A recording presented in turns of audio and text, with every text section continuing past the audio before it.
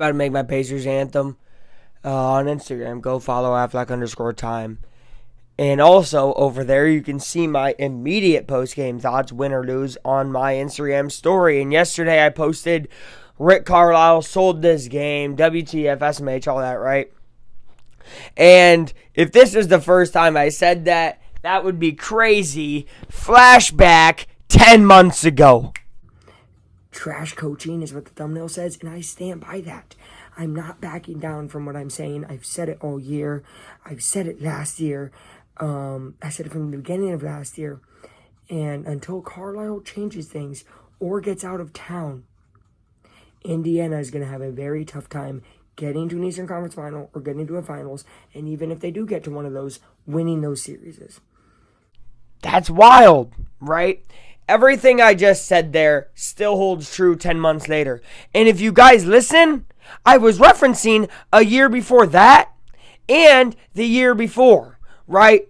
What I'm referencing is just Rick's tenure as a Pacers coach. And this goes back a long time before that, I would assume. You see, tendencies like this as a coach just happen. Your philosophy to not foul when you're up 3, giving away a Jaylen Brown 3 in the Eastern Conference Final. Your philosophy to take out your best player because you don't believe he plays good defense, even though he's averaging 1.8 steals on the season now and has had games of 3 or more steals in 8 of his last 10. You decide to take him out. And you have timeouts in clutch situations, and say it with me, Pacer fans, decide not to use it.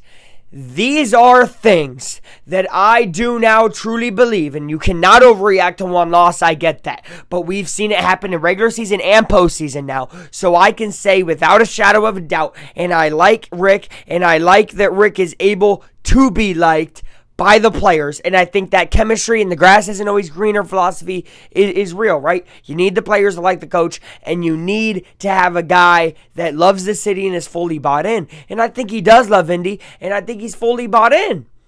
But I don't think his way works anymore. And that's really was the point 10 months ago, kind of the point before, is eventually what really leads to coaches starting to fall off. It even happened with Saban. For example, in college football, NIL started coming in. Saban wasn't able to do his recruiting the same way he used to be able to. It became more even playing field. He saw it. He said, I got to be out of here. He still could have won championships. He's an incredible coach. But he realized how much harder it was going to be, and he knew his philosophy wasn't going to be the same. He was going to have to adjust, and he really wasn't okay with that. Rick has to adjust, isn't okay with it, and continues to coach the same way. That is insane. It's literally the definition of insanity. Is doing the same thing over and over and expecting a different result. That loss last night, as much as Pacer fans want to say, or people, small market, whatever, and you know me, I'm the biggest guy, whatever, to say refs, all this and that. Guys, that game was not rigged, okay? Pacers had a chance and Rick didn't call a timeout. Oh, well, that's because Rick got paid. No. I would say you were right if this was the first time. But as you see 10 months ago, it's happened before in the playoffs, and I was referencing a year ago in that, so it's been happening for at minimum 2 years, and it's really happened since he came back to Indy, and I have a feeling it's happened longer. If you're a Dallas fan, tell me down below. You know, back when he was with Dallas.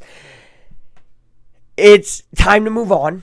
Sadly, got to get through this year.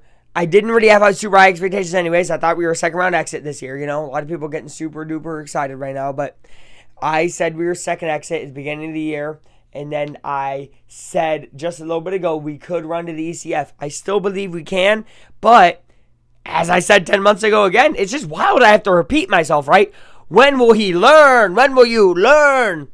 If we get to the ECF, that's all we'll go. Because once you reach that level, with 4 teams left, Rick will get out-coached every single time. That's not good. It won't matter who's on the floor. And by the way, this guy getting the ball for just 3 seconds of your final offensive possession when you don't use a timeout is ridiculous. Nembhard held the ball for 13 seconds. You give it to Nesmith for like 4. And then you give it to Matherin for 4. Nembhard actually might have had it for like 15, 16 because he took it up the court. Terrible last play call. Terrible boxing out defense by Jarace Walker. Oh, didn't even mention you don't bring in Miles Turner.